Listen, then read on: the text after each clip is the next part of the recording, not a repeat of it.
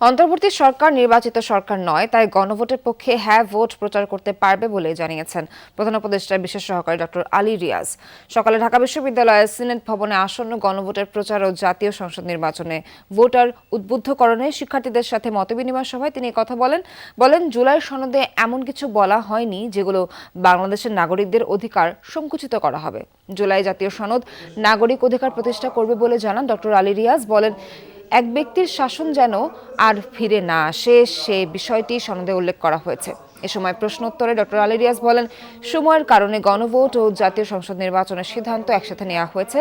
এ সময় প্রধান উপদেষ্টার বিশেষ সহকারী মনির হায়দার বলেন, ৫৪ বছরেও মুক্তিযুদ্ধের অঙ্গীকারের ধারের কাছেও আমরা যেতে পারিনি, এজন্য এই গণভোট। কথিত নির্বাচনের নামে বাংলাদেশে যে তামাশা হয়েছে, সেই তামাশা হয়েছে এক ব্যক্তির ইচ্ছা। বিশ্বাস করুন, এক ব্যক্তির ইচ্ছা। কারণ এই তামাশা করা সম্ভব হয়েছে তত্ত্বাবধায়ক সরকার ব্যবস্থা বাতিল করার মধ্যে। একটা বিভ্রান্তি ছড়ানো হচ্ছে যে এই ৬ মাস তাহলে দেশ কারা চালাবে।